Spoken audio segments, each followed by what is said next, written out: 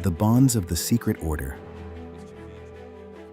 Previously, Helena, Alexander, Makita, Amina, and Edith departed from Amesbury toward the sacred mountains, carrying the particular weight of those who leave, knowing they will not return exactly as they were.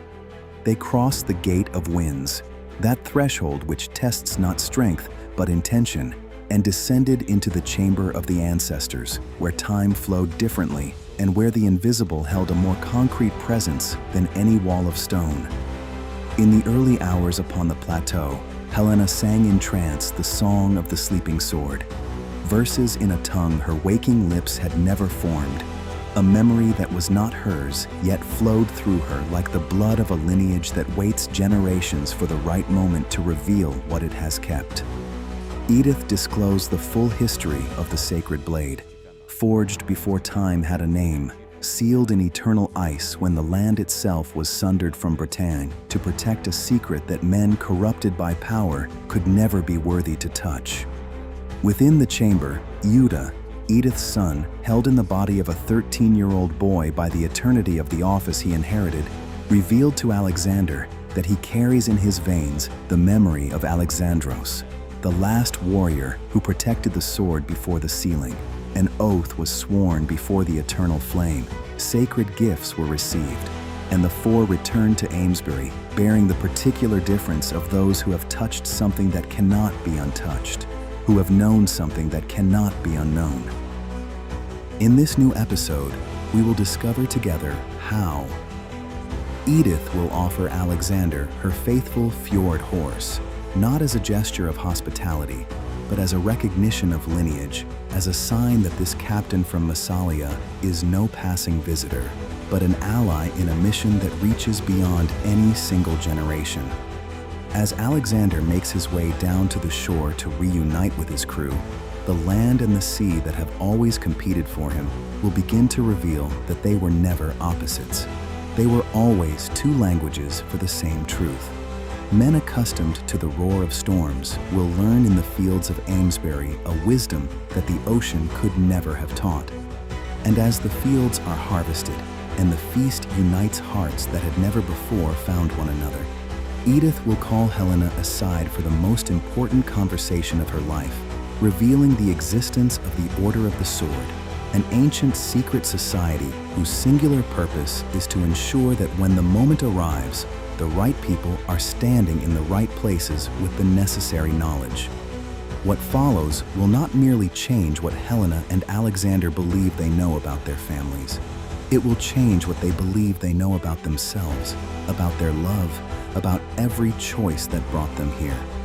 Because none of those choices they will discover were ever entirely their own. The gift of the fjord horse and the memory of the land. The horse was tied to the carved oak post as though it had always belonged there, and in a sense, it had. But what Edith was doing when she untied the rope and extended it to Alexander was no gesture of hospitality. It was something more irreversible than that. The morning broke clear over Amesbury with that quality of light that does not merely illuminate what is there, but reveals what had been hidden. Edith waited on the threshold of the house with the particular posture of someone who had made a decision during the night and, in the light of day, found it still to be correct. Beside her, the fjord, a sturdy animal with golden coat and black mane cropped into an upright crest, with that quality of presence belonging to creatures that have inhabited a place long enough to become part of its memory, waited with the patience of things that have nothing left to prove. He had plowed that land for years, carried sacks of grain along the steep trails of brutal winters, pulled the weight of seasons Edith had crossed alone after Gaius departed and Iuda went to the chamber. He was not merely a work animal, he was a companion in solitude, the silent confidant of a woman who kept secrets heavier than any load he had ever carried. And when Edith extended the rope to Alexander, she was offering not just the animal, she was transferring a portion of all of that to a man she had decided the night before was worthy of bearing it. Alexander hesitated with that specific hesitation of someone who understands the symbolic weight of a gesture before understanding it intellectually. "Edith," he said, his voice touched by a reverence that was not protocol but genuine recognition. "This horse has walked beside you for years. I cannot—" But Edith interrupted with that firm smile of women who have learned that others' hesitation before their gestures is often a way of refusing to receive what they need to receive. "You can, and you must. You have a road before you today, to ride down to the shore, gather your men, and bring them here. And more importantly, you have journeys ahead that will demand far more than human legs can offer. This fjord carries in his hooves the memory of Breton soil. When you ride him, you will not ride alone. You will carry with you this land's recognition that you are part of what we guard." Alexander stroked the animal's neck, feeling beneath his fingers strong muscles and soft coat with that particular warmth of creatures fully present in their own bodies.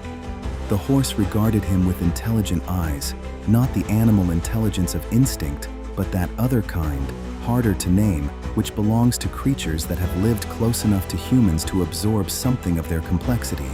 There was immediate recognition between them, invisible but absolutely real. And to you who follow this journey, who unravel with us secrets that generations guarded at the cost of sacrifices that will never be fully known, I leave a simple but essential request. Like this video, subscribe to the channel, and leave your comment sharing what you feel. Every gesture of yours is not merely support. It is a flame lit in the fire that joins hearts across time, across land, and across the mysteries kept by secret orders that worked for centuries so that exactly this moment could arrive. In doing so, you strengthen this journey. You breathe into the sails of this destiny alongside us. The story continues, but it is your presence that keeps the fire alive. Helena watched from the window with that quality of attention that develops in people who have learned that certain moments deserve to be completely witnessed before they are processed. Seeing Alexander receive the horse stirred memories with the precision of those that return not through the mind but through the body. She remembered his patience in teaching her to handle horses years ago in the lands of Massalia. She remembered the gentle firmness with which he held the reins, the way he spoke to animals not as servants but as partners in a language that used no words yet worked better than many that do. That ability had not come from books or formal instruction. It came from somewhere that she, on that morning, was beginning to suspect ran deeper than any training could reach. Alexander mounted the fjord with a fluid movement that spoke of something prior to experience.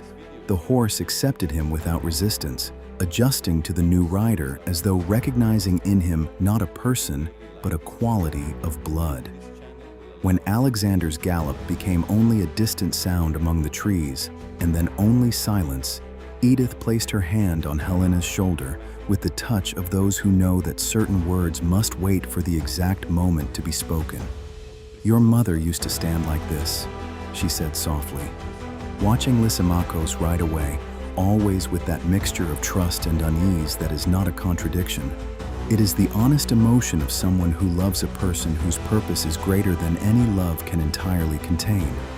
Helena nodded, feeling that those words described something that had lived inside her without a name for as long as she could remember herself.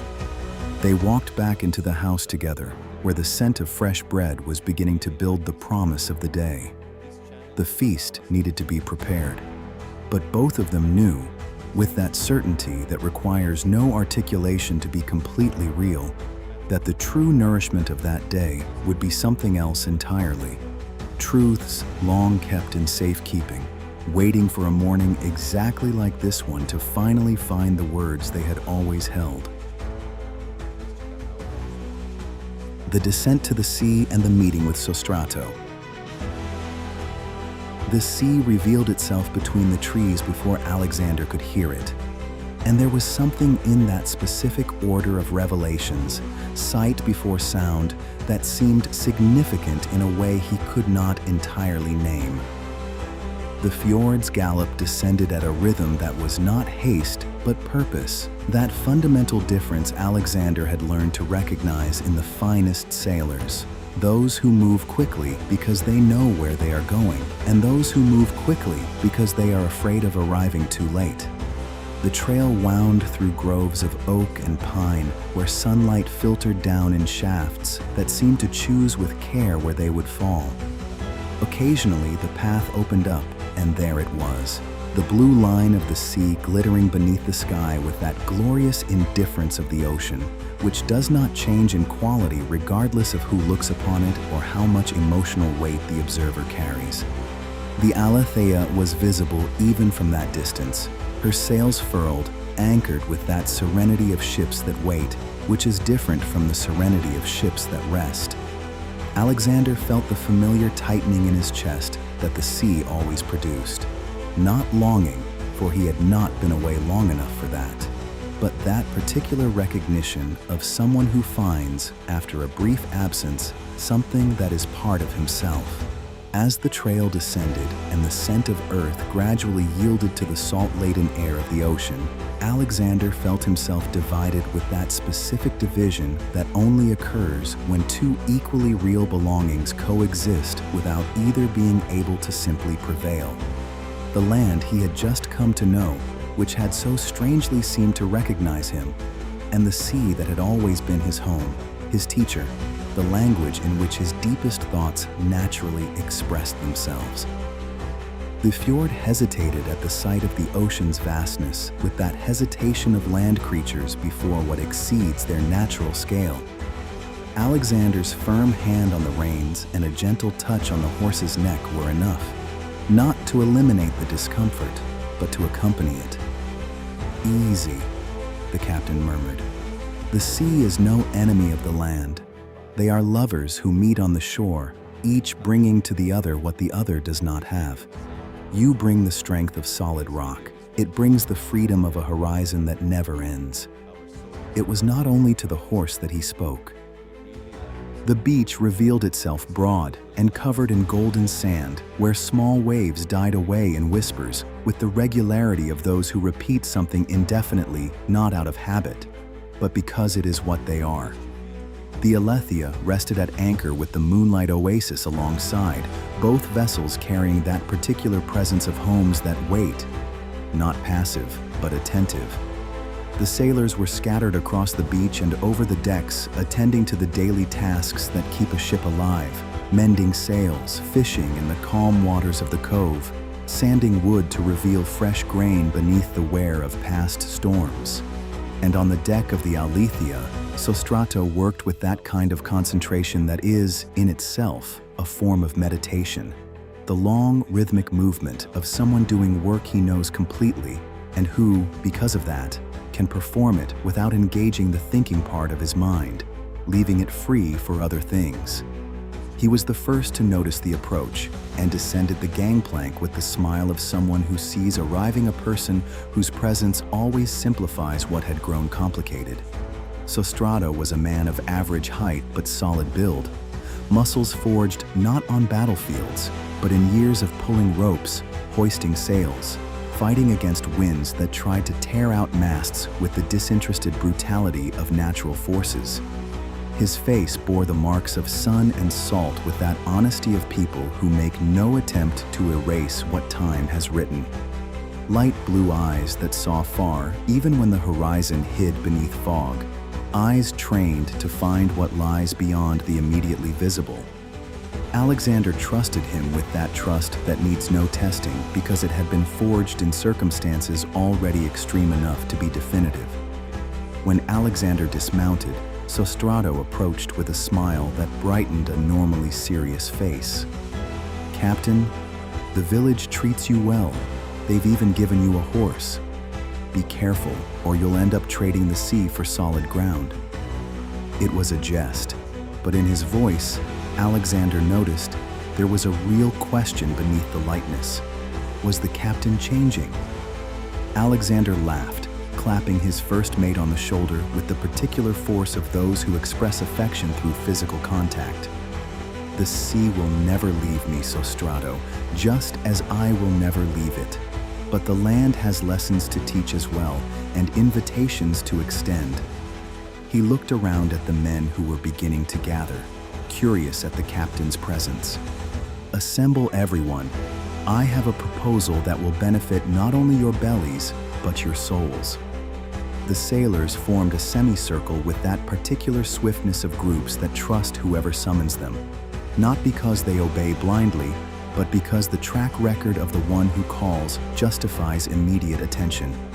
They were men of varied origins, faces burned by the sun, eyes bright with the curiosity and loyalty that are inseparable in people who have chosen to make the sea their life. Friends, Alexander began, his voice carrying that quality that made men listen even in the midst of storms. The village of Amesbury offers us more than hospitality. They offer communion, and communion carries a price that is not money, but presence. Helena and her Aunt Edith are preparing a true feast, not the food of travelers, but a banquet that warms not only the body, but the spirit. And after we have eaten, we will help with the harvest. We will work alongside them, not as hired hands, but as brothers who share both burden and reward. He could see in their faces not reluctance, but that particular relief of being invited to belong, even if temporarily, to something that has roots. That relief which men of the sea rarely admit to feeling, but which is always there, beneath all the freedom of the horizon, the desire to be welcomed by land that knows them by name. How long has it been? He continued, letting the question do its work in the silence before answering it. Since we have felt solid ground beneath our feet for more than a few brief hours. The sea teaches freedom, courage, endurance, but the land teaches another wisdom, that of putting down roots, even knowing that one day we will need to pull them up again. Come with me. And when Alexander mounted the fjord once more, leading the procession that began ascending the trail, he knew he was guiding not merely men, he was guiding destinies woven into a tapestry far vaster than any of them could yet see. The silent procession and the whisper of the wheat.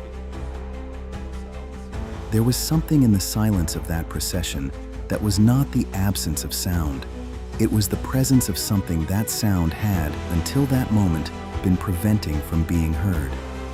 20 men accustomed to the constant roar of the sea, the cracking of sails, the groaning of ropes under tension, the sound of waves that never stop because the ocean never stops, now walked in silence along a path flanked by vegetation that did not make the sounds they were used to, but made others, more subtle ones, that demanded a different quality of attention to be perceived.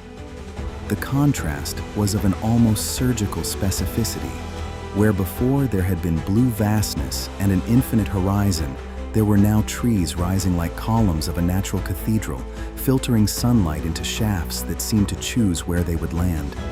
The air was composed in layers, the earthy scent of humus, the resin of pines, wildflowers opening in shaded corners that the sun rarely reached entirely.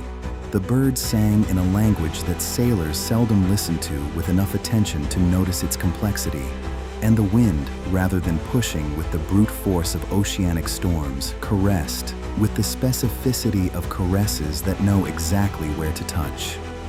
Sostrato walked just behind Alexander, observing everything with the eyes of someone seeking to understand an unfamiliar language, not to translate it immediately, but first to recognize that it exists and that it deserves to be understood.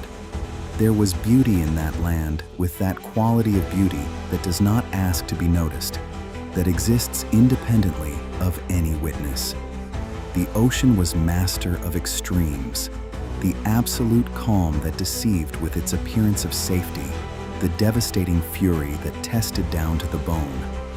But the land had a different rhythm, the rhythm of seasons, of seeds that waited beneath dark soil until the moment arrived, of harvests that rewarded not the courage of the instant, but the patience of the long term. "Captain," said Sostrato, breaking the silence with the precision of someone who had chosen the right moment to do so, "this land has changed you. I see something in your eyes that wasn't there before." Alexander turned in the saddle, a thoughtful smile touching his lips with that slowness of expressions that are not rehearsed. "It hasn't changed me, Sostrato. It has revealed. There are things within us that only certain places can awaken. The sea awakened the navigator. The land awakens the guardian." Sostrato did not respond immediately, but there was something in the silence that followed which was different from the silence before. It was the silence of someone who had received something and needed time to know where to keep it. As the trail drew closer to the village, the cultivated fields began to emerge with that gradualness of a landscape that knows what it is revealing and, for that reason, does not reveal it all at once. First, small clearings where vegetables grew in rows with the particular organization of human care that respects the rhythm of the earth rather than imposing its own.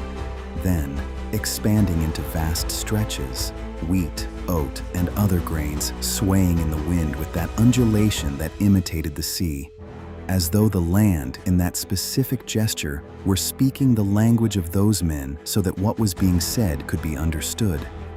The whisper of the wind through the stalks created a hypnotic melody, not composed music, but emergent music, the kind that arises when forces sufficiently simple interact with sufficient regularity. Some sailors extended their hands as they passed, touching the stalks with a reverence that had not been instructed, and for that reason, was completely real. They felt beneath calloused fingers, the same fingers that had pulled ropes in storms, that had gripped oars against currents trying to carry the ship to where no one wanted to go.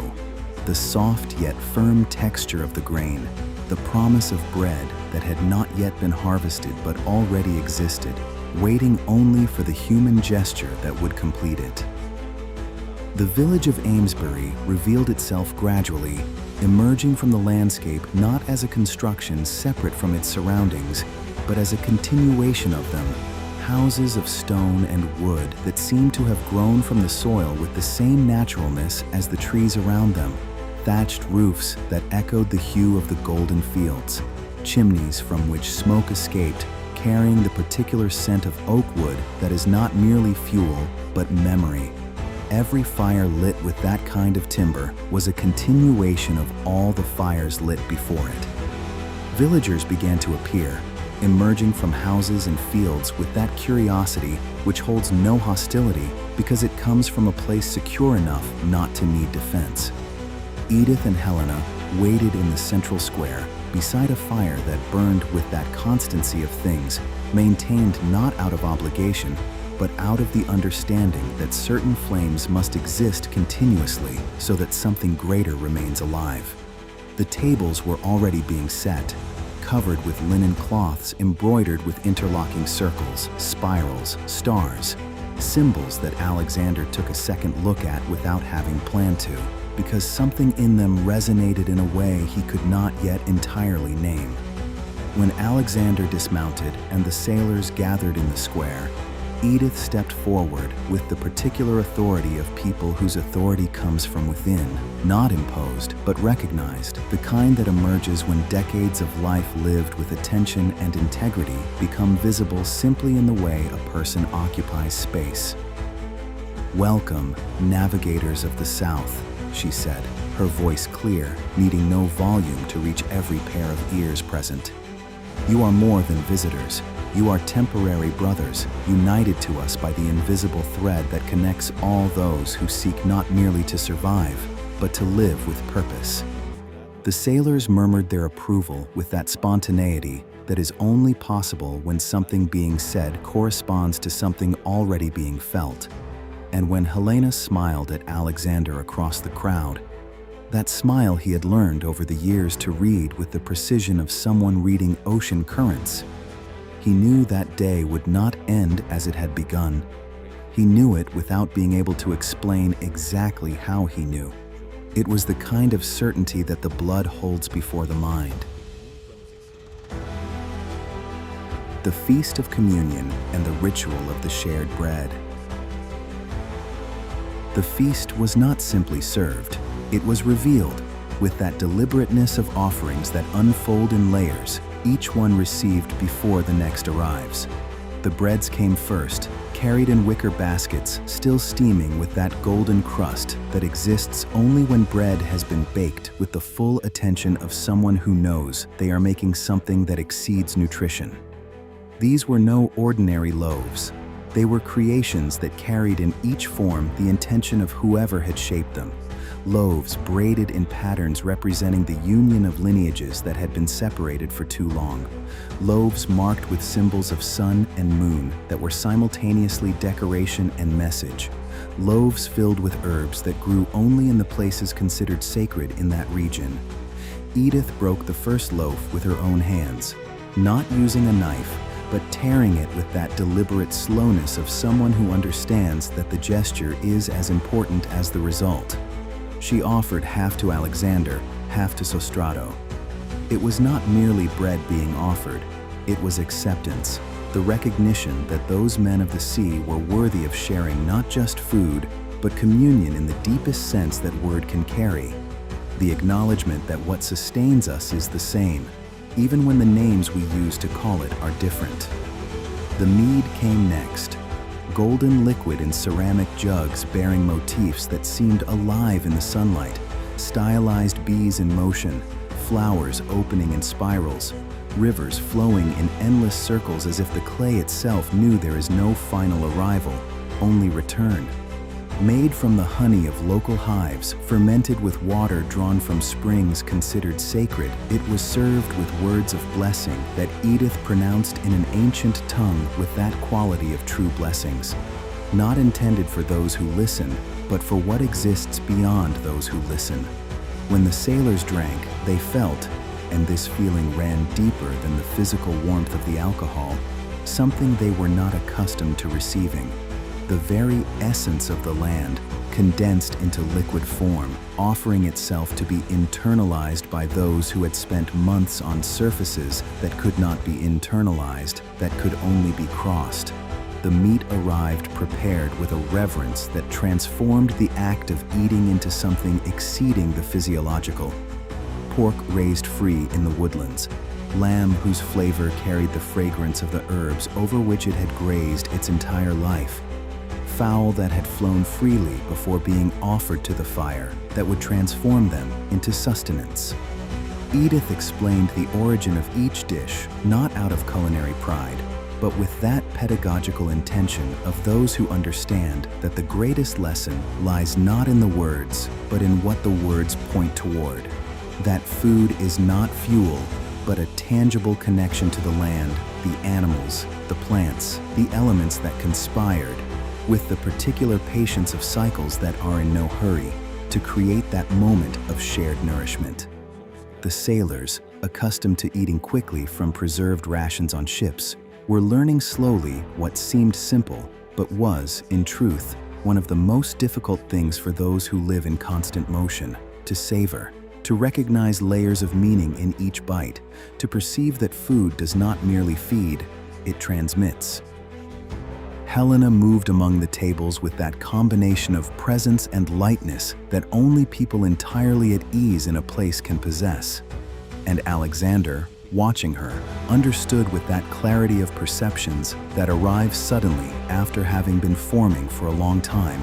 She had changed since her feet first touched Breton sand, not dramatically, not visibly to anyone who did not know her well, but to him, who knew her with the particular intimacy of someone who had shared storms and calms and everything that exists between the two. The change was unmistakable. Each gesture as she served wine had a ritual quality. The way she held the jug, the precise tilt as she poured, the soft words that accompanied each serving. It was as though, without conscious training, she was performing a choreography engraved not in the mind, but in the blood. Cellular memory flowing through generations of women who had nourished, served, and blessed through the simple act of offering food with the intention of love. Makeda and Amina took part with that particular fascination of those who recognize simultaneously difference and sameness, the same gesture in a different tongue. "It is different," Makeda murmured to Amina, "but also the same. The forms change, bread here, couscous in our land, but the meaning remains identical. Shared food is a declaration that we choose to see one another as family, even when the family was assembled by destiny rather than blood. Amina nodded with that agreement that adds, rather than merely confirms. All true rituals teach the same lesson in different vocabularies, princess. That separation is an illusion, constructed by distance, by fear, by the habit of seeing borders where there are only different expressions of the same thread. When we eat together, we acknowledge that the same earth feeds us, that the same cycle of life and death includes us. The borders between myself and you dissolve in the simple act of breaking bread and offering half of it to the one who was, until now, a stranger. And beneath a sun that tilted slowly toward the horizon, the feast became not just a meal, but that particular kind of everyday miracle that requires no wonder to occur. The table as altar where different people discover they are not as different as the world usually encourages them to believe. When everyone was satisfied with that fullness that is not of the stomach alone, Edith rose with the precision of someone who chooses the exact moment to act. "Now comes the part that seals our pact," she said. "Not a pact of words or parchment, a pact of sweat and earth. The fields are waiting, and many hands make the work not only faster, but joyful." When the sailors rose to follow, there was no obligation in their movements. There was that particular lightness of people who sense they are about to do something they have never done before, yet already know they will want to have done. The harvest fields and the wisdom of roots. There was a language in the fields that none of those men had ever learned, and which, they discovered, the body begins to understand before the mind has time to resist the learning. The fields stretched vast beneath the afternoon sun with that topography of gentle hills that makes the landscape seem to breathe, rising and falling with the regularity of something alive. Each field had its own character that was, at once, the result of what had been planted and the product of how it had been tended. Potato plants whose yellowing leaves were the specific language of a ripeness ready to be harvested. Oat stalks dried and swaying with that particular sound that is simultaneously presence and farewell. Golden wheat awaiting the sickles to complete the cycle that had begun months earlier as seed. The men of Amesbury were already in the fields, and when the sailors approached, they were not received with formal instruction. They were received with gestures, tools extended, silent demonstrations of posture and angle and rhythm. The teaching of the land that uses no words because it had learned over millennia that words are rarely the most efficient means of transmitting what must be learned by the body. Alexander received the hoe from the hands of a white-bearded elder whose eyes seemed to have deposited at their depths, over decades, layers of things seen that had transformed the quality of his gaze, not making it distant, but more precise, like a telescope calibrated by use. "The earth has its own rhythm," said the old man, his voice hoarse but firm with that firmness of truths that have been tested and, having been tested, have ceased to be opinions and become facts. You do not force it. You listen, you feel where the roots rest, and you offer the tool. It does the rest. Alexander drove the blade into the soil, feeling the initial resistance yield once he found the correct angle. That specific moment when force ceases to be necessary because it has been replaced by understanding. He pulled, and the earth opened to reveal a perfect potato, its skin dirty, but its form solid, promising nourishment that would sustain lives through a winter still months away. And he felt, with that clarity of physical experiences that arrive at the place of understanding before any intellectual processing, a primitive, almost spiritual satisfaction, entirely unlike the satisfaction of commanding a ship through a storm. It was the satisfaction of co-creation, of being a partner in an ancient dance between soil, seed, sun, rain, and human hands that facilitated but did not control. Sostrato worked alongside a young man from Amesbury who hummed to himself with that naturalness of someone not giving a performance, but using music as a tool as practical as the sickle he carried. "Why do you sing?" asked the first mate, with the direct curiosity of those who do not fear appearing ignorant about what they do not know. The young man smiled with the smile of someone pleased by the question, not condescending, but genuinely glad that someone wanted to know. "Because the rhythm helps. Work without rhythm tires the body and bores the mind. But when you sing even a simple song, the body finds its natural cadence. Movements become not separate tasks, but one continuous dance, and time passes not as a burden, but as a river flowing where it has to go." Sostrato tried, timidly at first, then with growing confidence that emerged when he realized the attempt itself was already part of the learning, and discovered truth in it, with that specificity of discoveries that happen in the body before they happen in the mind. Time flowed differently when the body had rhythm, and what might have been labor became active meditation, a state in which the mind grows quiet enough for other things to be heard. Makita and Amina joined the women harvesting tiger nuts, small sweet tubers that demanded nimble fingers and that particular quality of attention that is not forced concentration but available presence. The work was delicate. Separating the tubers without damaging them required precisely the approach that the earth always teaches and that most people learn too late: the difference between working with something and working against it. "In our land," Makita said to one of the women of Amesbury, with the spontaneity of conversations that arise when two people realize they are saying the same thing in different languages, "we also harvest roots this way. We call them different names. They grow under a different sun. But the gesture is the same, is it not? Hands in the earth, reverence for what we find hidden beneath the surface." The woman nodded with the recognition of someone confirming something she had already felt to be true. The earth everywhere teaches the same lesson, that the most valuable things are often concealed, requiring patience and care to be revealed. You cannot tear them out with violence, or you will destroy what you are seeking.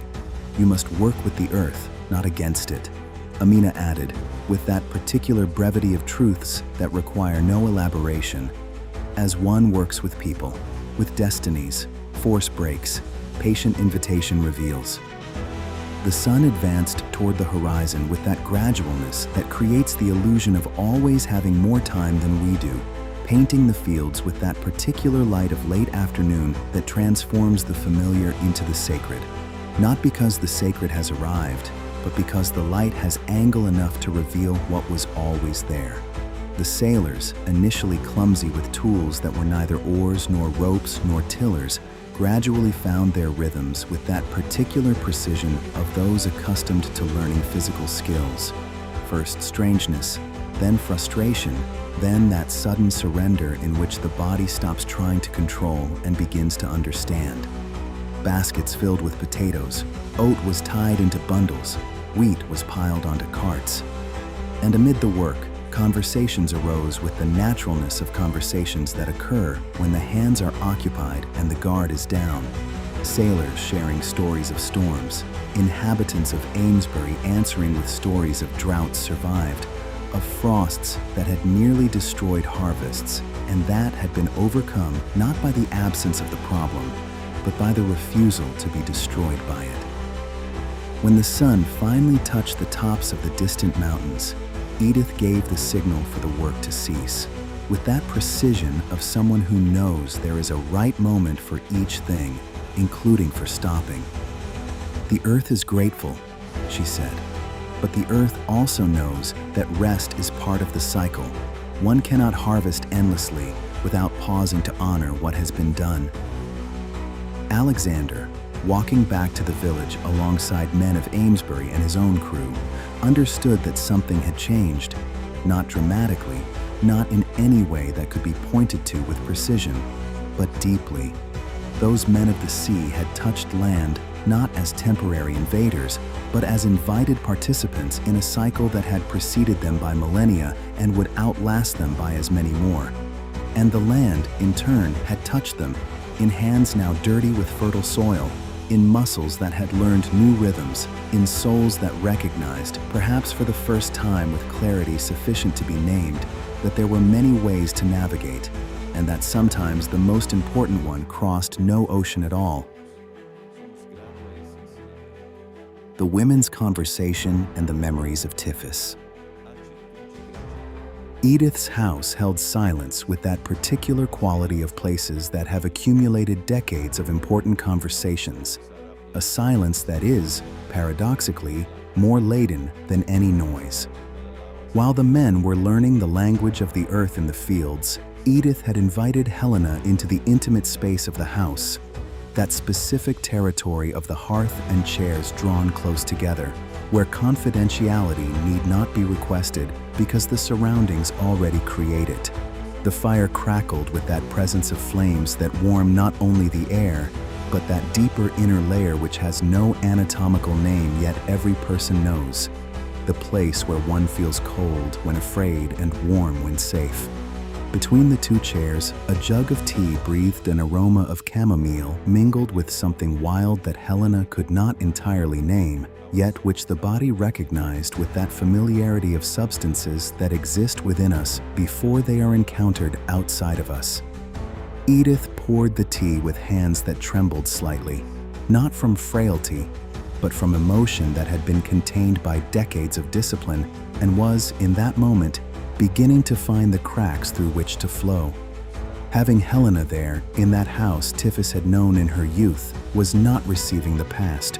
It was receiving proof that the past had been real, that the love left behind had not simply disappeared, but had continued in another form. "Sit, dear," she said, her voice carrying that softness of those who have learned that certain things cannot be forced, only invited. "There is so much I want to know.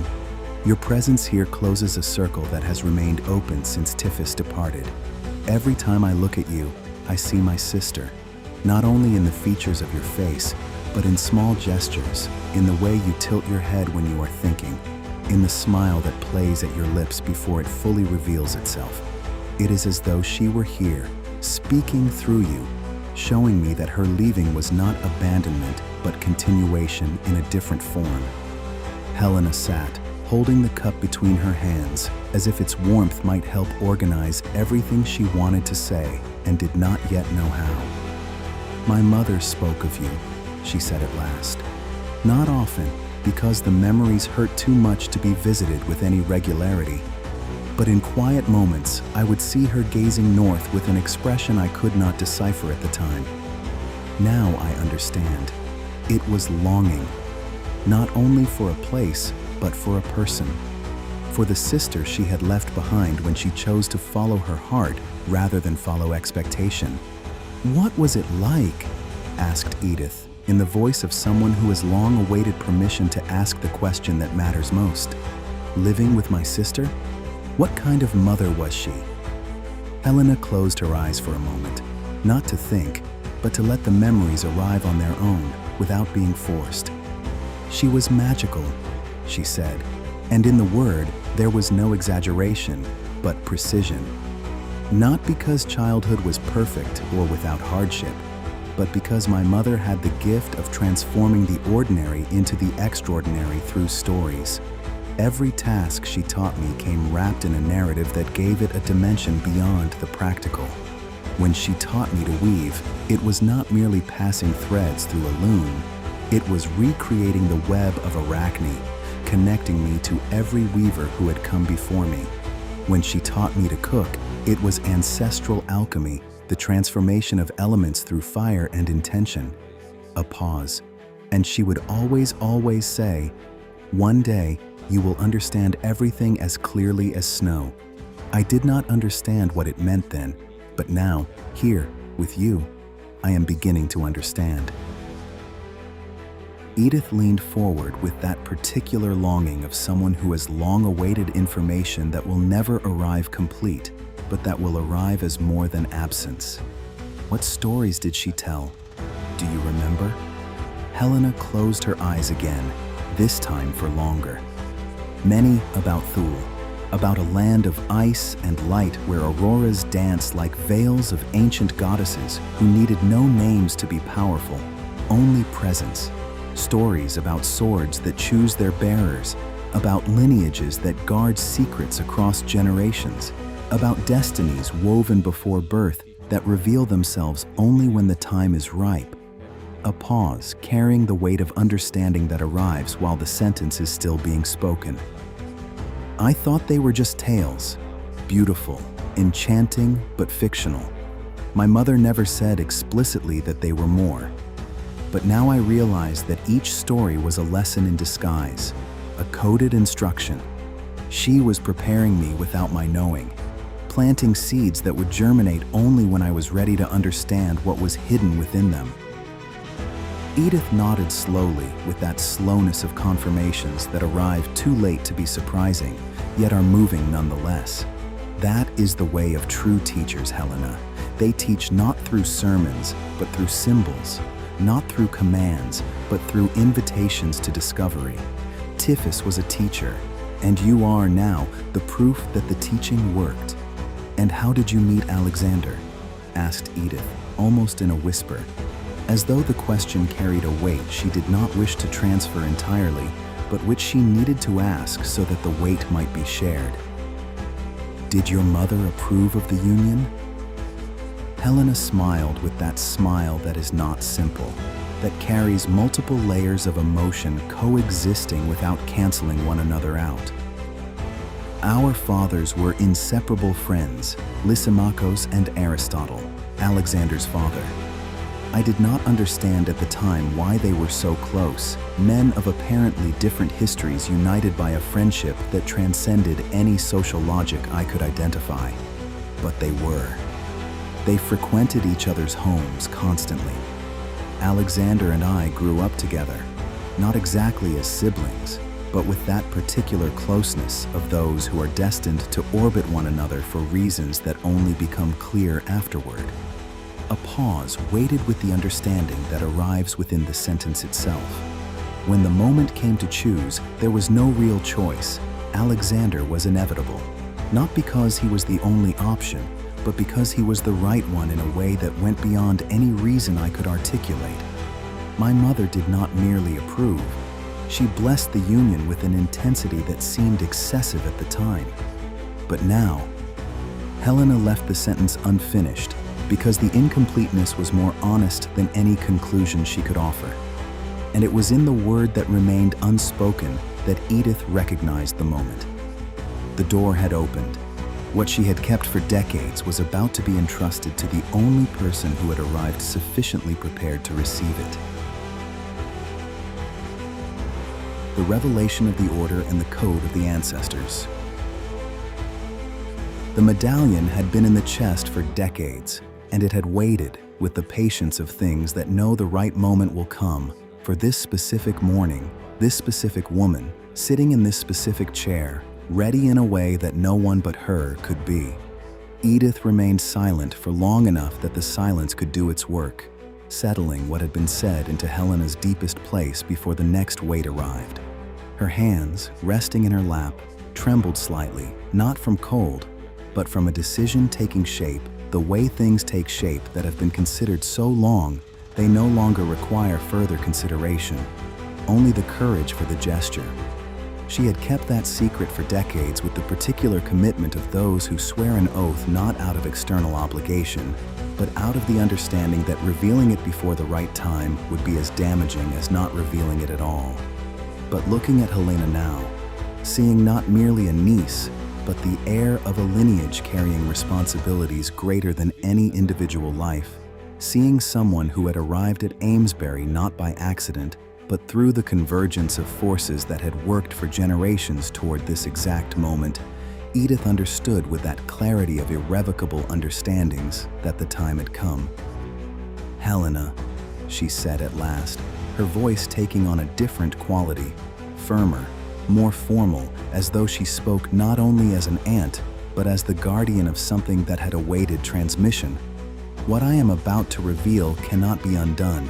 Once you know, you will not be able to return to not knowing. You will carry the weight of knowledge that will transform everything you believed you understood. Are you ready? Helena felt a shiver run down her spine with that quality of shivers that are not from cold, but from the recognition of a threshold, the instant immediately before crossing it. She nodded. I am. I feel as though I have been preparing for this moment my entire life, even without knowing I was preparing. Edith rose with that deliberate slowness of those who understand that the gesture is part of the revelation. She walked to a chest of dark wood resting against the opposite wall, lifted from her neck a chain with a key she had worn for so many decades that she had long ceased to notice its weight. She opened the chest. Inside, wrapped in fine linen cloth with the particular reverence of those who know what they are wrapping, was an object that Edith removed with the care one reserves for fragile things. Not because it was materially fragile, but because it carried a different kind of fragility. The fragility of meanings that depend on being received correctly in order to become complete. It was a silver medallion, circular, engraved with a symbol that Helena observed the way one observes something that exists on two planes simultaneously. The plane of the visible, where it was a geometric pattern of increasing complexity the longer one looked, and the plane of recognition, where it was something Helena's blood knew before her eyes had finished processing. A vertical sword interlaced with a many-pointed star, a symbol that appeared simple, yet revealed, to those patient enough to keep looking, layers of intention that exceeded any ornament. Not entirely, Helena confessed, with that particular honesty of recognizing that the body knows something the mind has not yet managed to articulate. It feels familiar, like something I have seen in dreams or in memories that exist beneath the memories I can ordinarily access, but I cannot locate where. Edith nodded with the recognition of someone who had expected precisely that answer, because it was the answer that confirmed the blood had done its work even without the conscious mind's knowledge. You have not seen it consciously, but your soul recognizes it, because it is a symbol engraved in the blood of your lineage. This is the emblem of the Order of the Sword, a secret society of guardians that has existed for centuries, perhaps millennia, with a singular purpose: to protect the knowledge of the sacred blade sealed in Thule, and to ensure that, when the time comes, those who are worthy are guided to it. Helena felt the world tilt beneath her, not physically, but with that quality of tilting that happens when the entire framework of a life's understanding begins to receive information that no longer fits the shape it previously held. Your mother knew this. Your father, Lysimachos, was not merely a common man who fell in love with a woman from a distant land. He was a member of the Order, initiated into its mysteries, guardian of secrets that could not be written on parchment, because parchment can be found, can be seized, can be misread. They had to be transmitted from heart to heart, from presence to presence, from generation to generation. My father.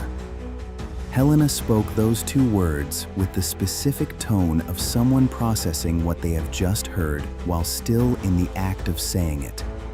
Edith continued, for she had chosen to speak and had reached the point of no return in such revelations.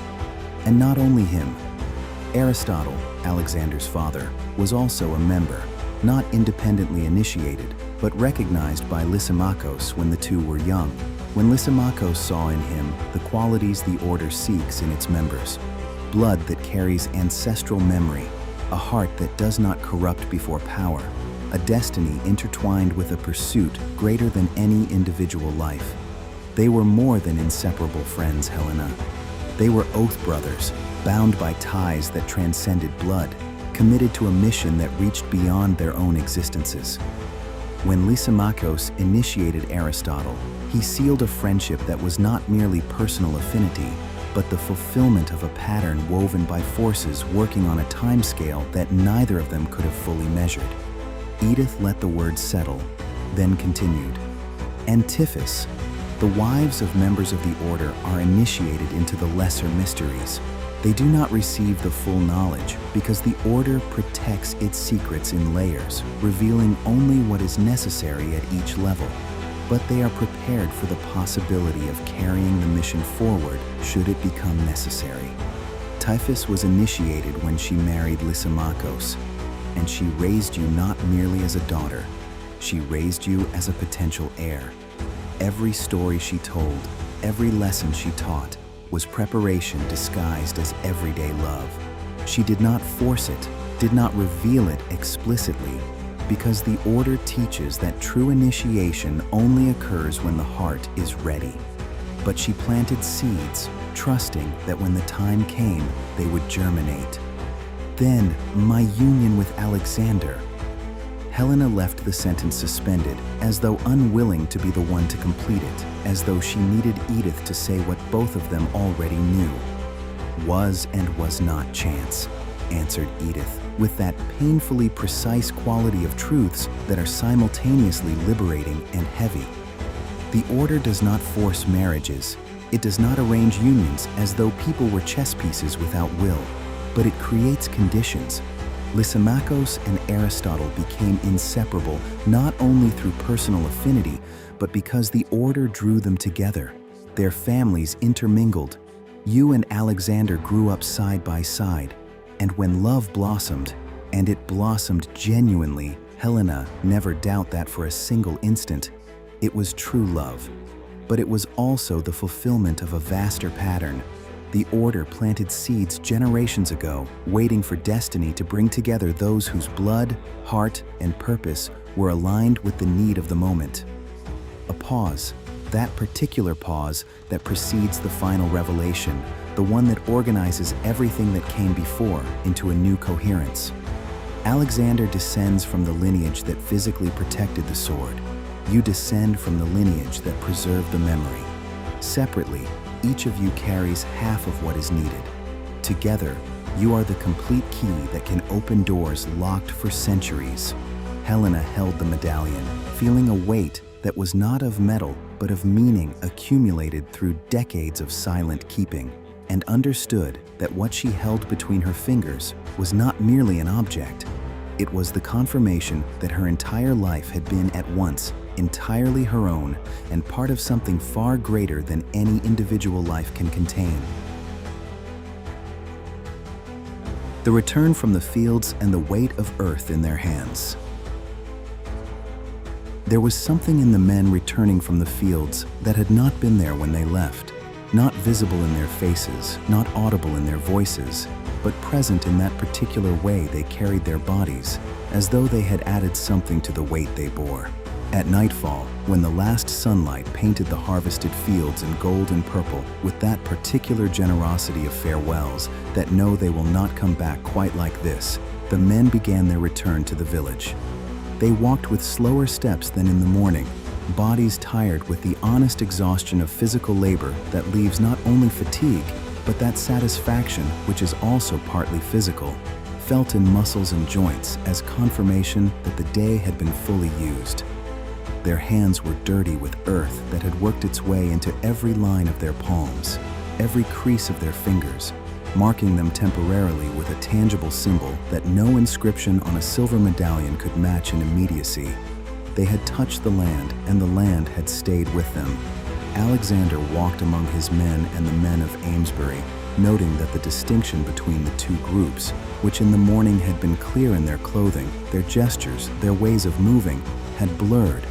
Not because they had become equal, but because they had discovered that equality was not necessary for brotherhood to exist. Shared sweat and a common purpose were enough.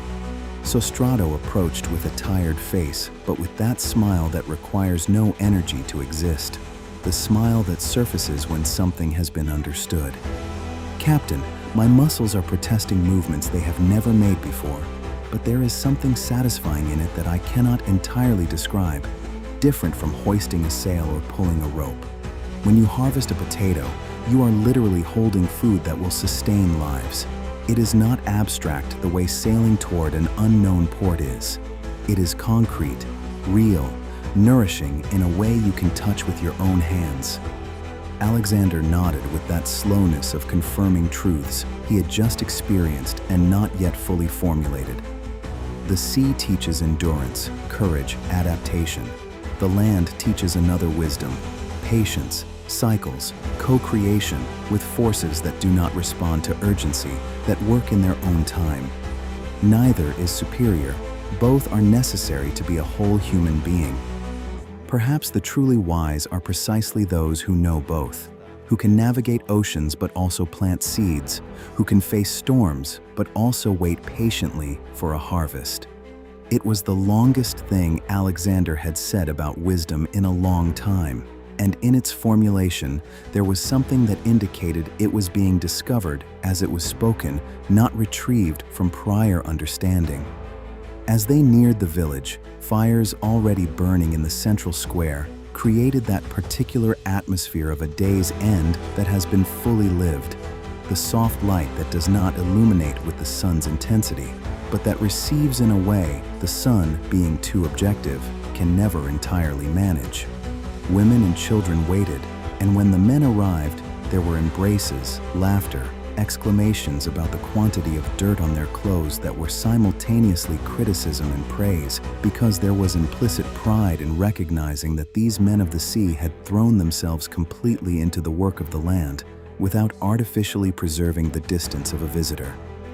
Alexander saw Helena among the women and knew immediately, with that particular perception of those who know a person deeply enough to read what lies beneath all surface expressions, that something had changed in her.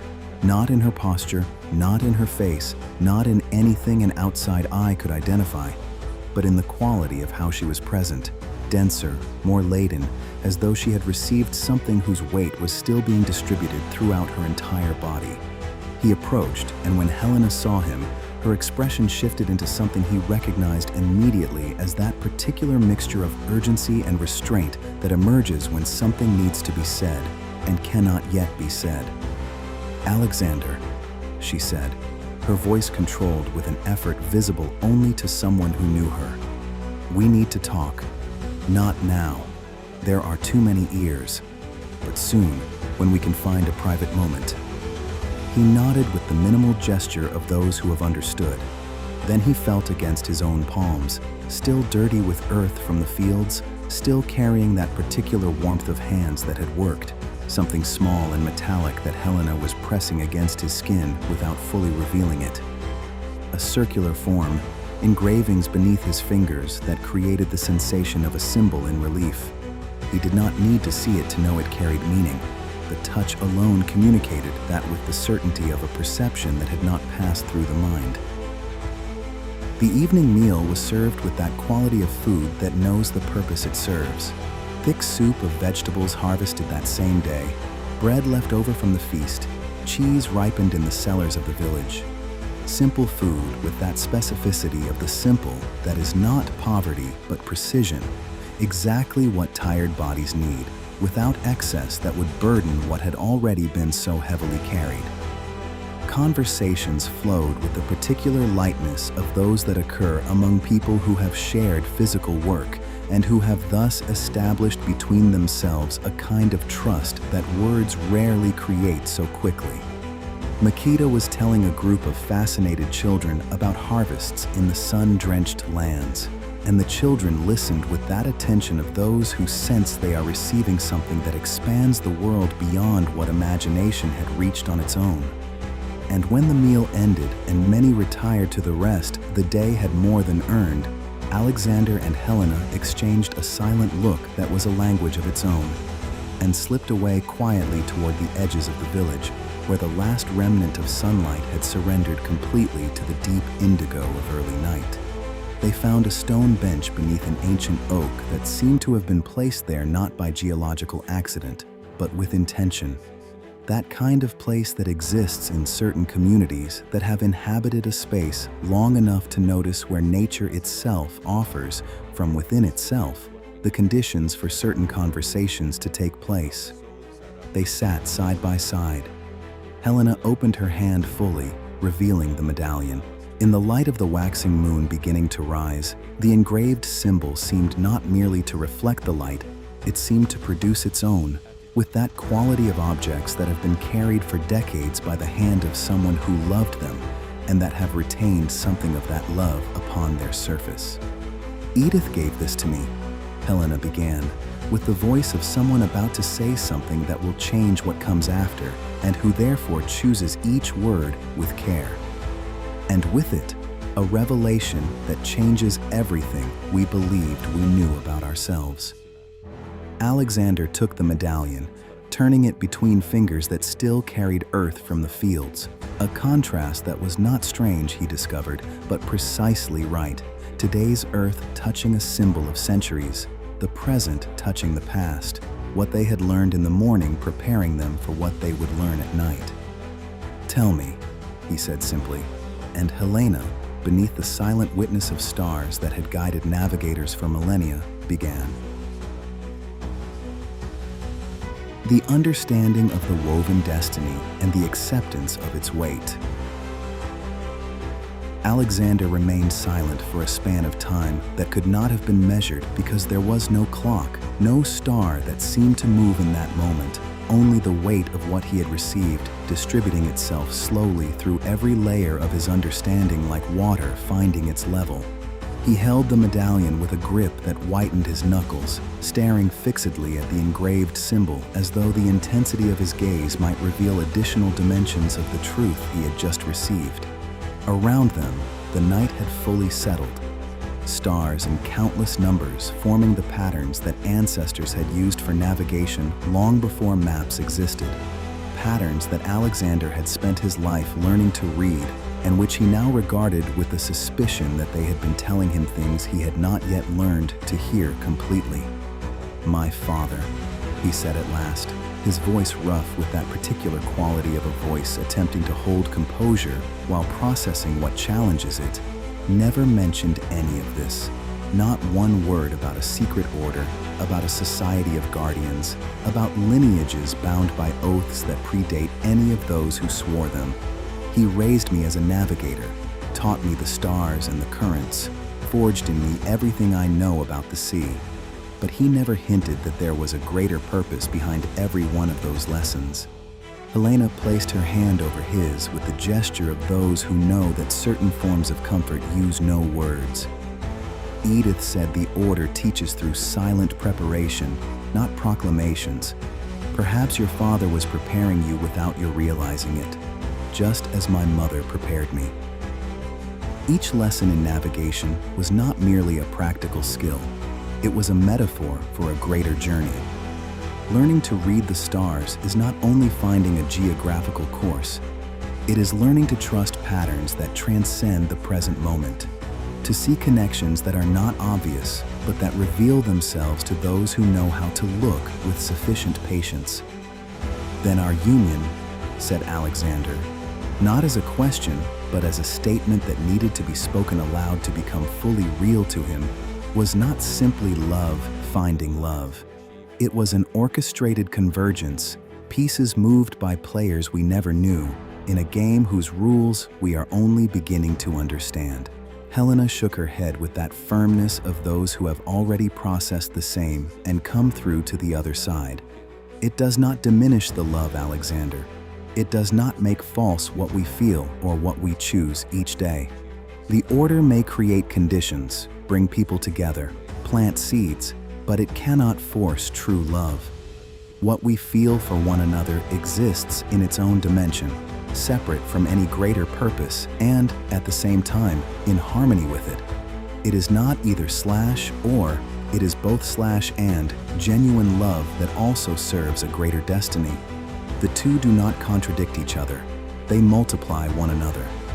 Alexander turned to her, looking with that intensity of those who need to verify something in another person's face because they do not entirely trust what their own mind is telling them.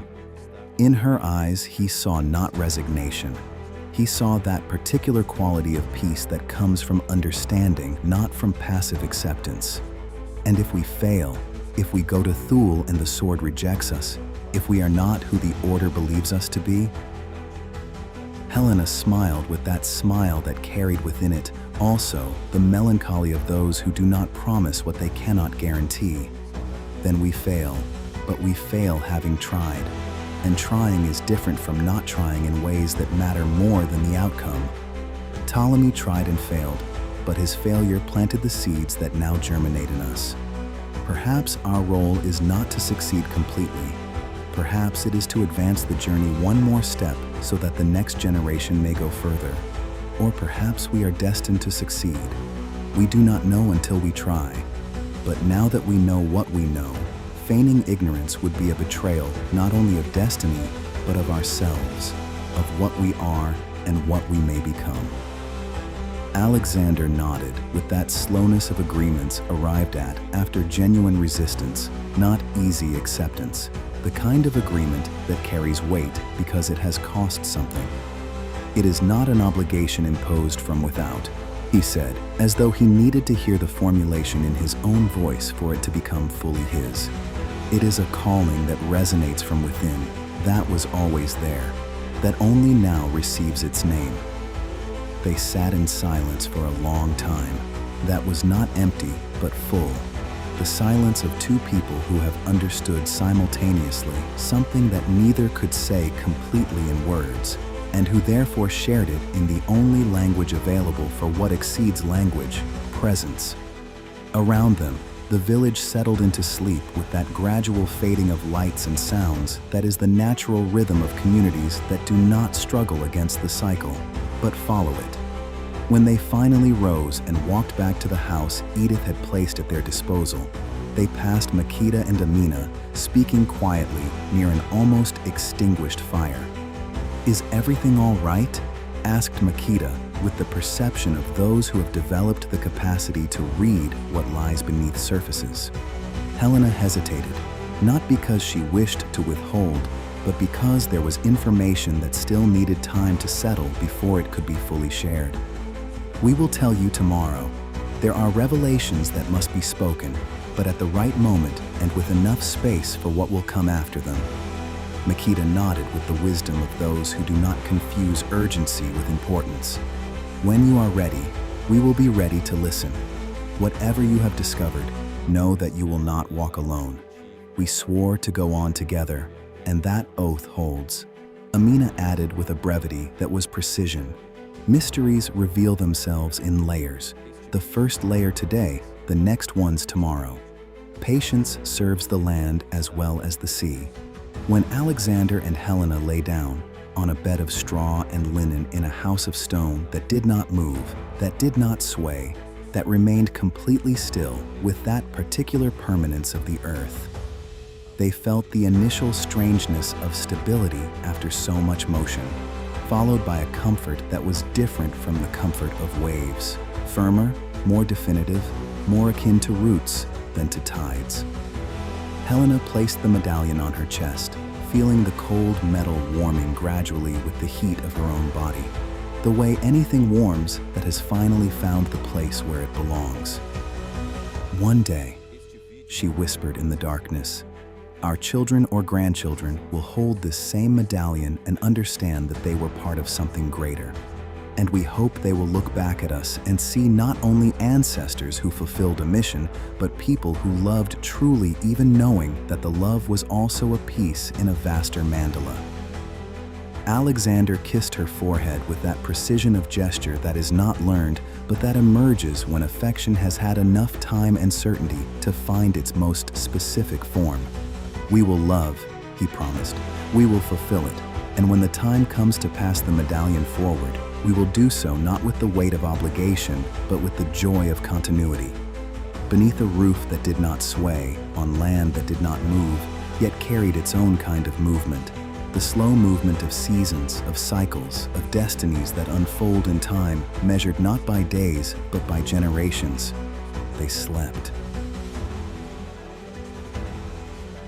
The dawn of understanding and the redefined horizon. The mist that covered Amesbury that morning was not opaque. It was translucent, that particular kind of mist that does not conceal but filters, revealing the world in a version that seems more essential than the version seen in full light. Alexander found Helena on the threshold of the house before the sun had fully decided where to settle that day. She stood before the mist with that stillness that is not an absence of thought, but an excess of it. The stillness of someone processing information at a speed the body cannot follow with movement. "I couldn't sleep any longer," she said without turning, knowing it was him without needing to see. "My mind keeps processing what Edith revealed. It is as though I have lived my entire life seeing only half a painting, and now the curtain has been removed, revealing the other half, which does not merely complete it, but entirely transforms the meaning of what the first half seemed to say." Alexander positioned himself beside her, gazing into the mist that turned the trees into silhouettes and the houses into shadows with that dreamlike quality of worlds between states. "I also spent part of the night awake, going back through memories from childhood, looking for signs I had let pass." A pause. "And I find them, small, subtle, but now that I know what I am looking for, they seem to shout their meaning. The way my father spoke of stars not merely as tools of navigation, but as guardians of ancient secrets. The manner in which he insisted that certain routes were sacred, even when more direct ones existed.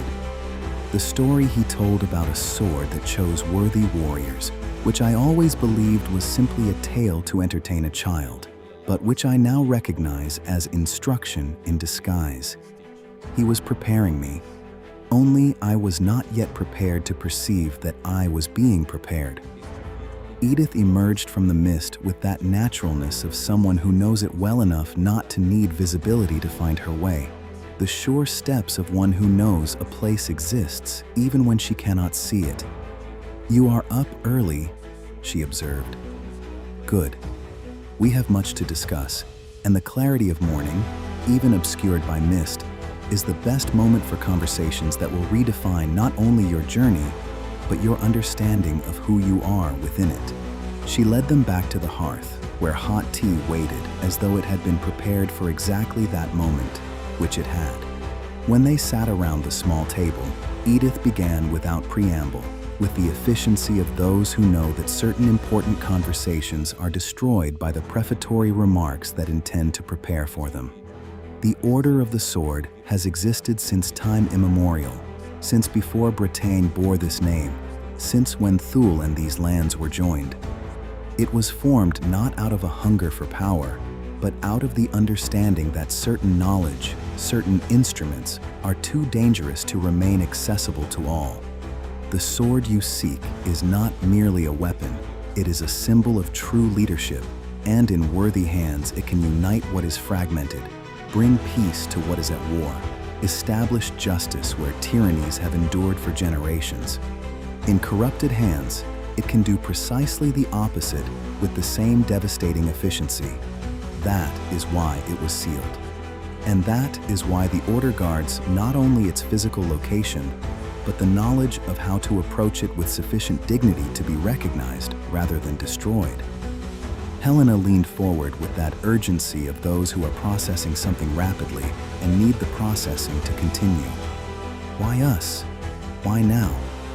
Edith smiled with that particular sadness of those who know answers that are simultaneously satisfying and heavy. "Why now? Because Bretagne stands at the edge of collapse.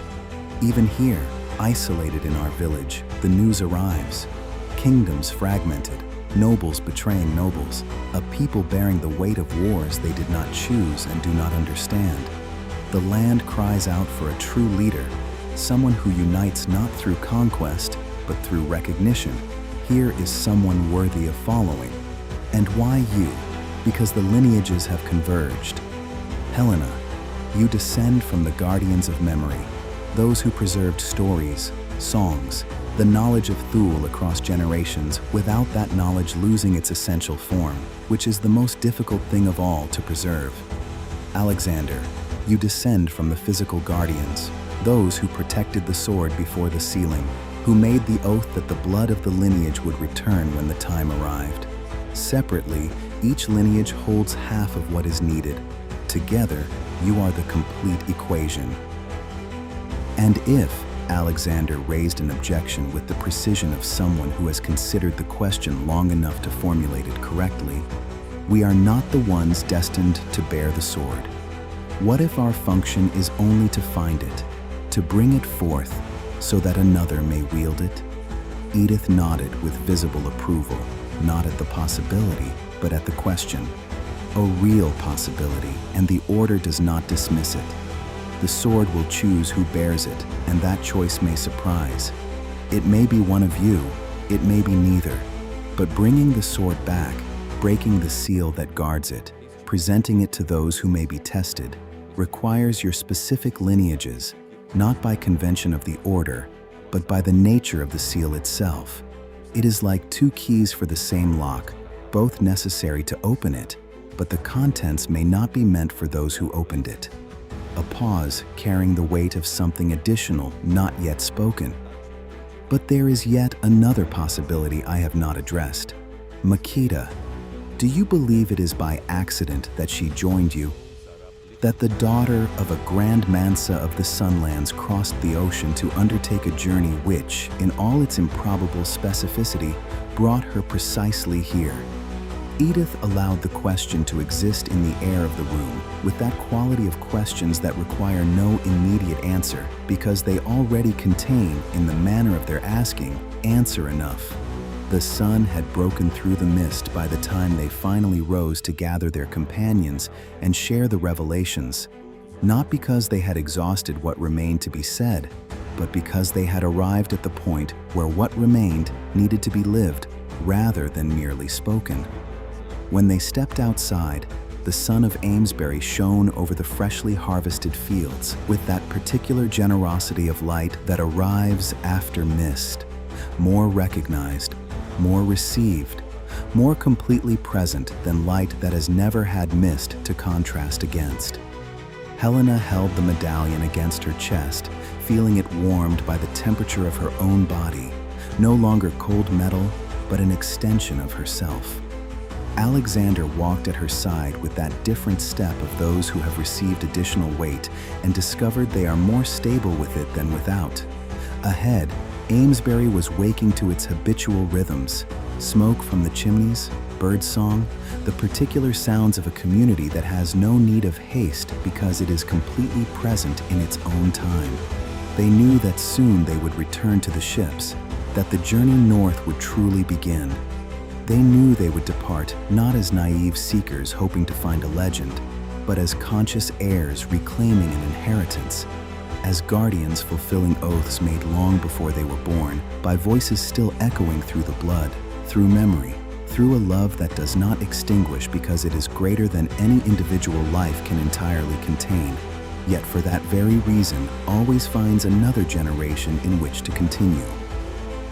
In the next episode, when the Alethea and the Moonlight Oasis finally cut through the first waters of the frozen north, carrying aboard not only provisions and instruments of navigation, but the particular weight of revelations that have permanently changed what each of them knows about themselves, the most demanding journey of all will only be beginning.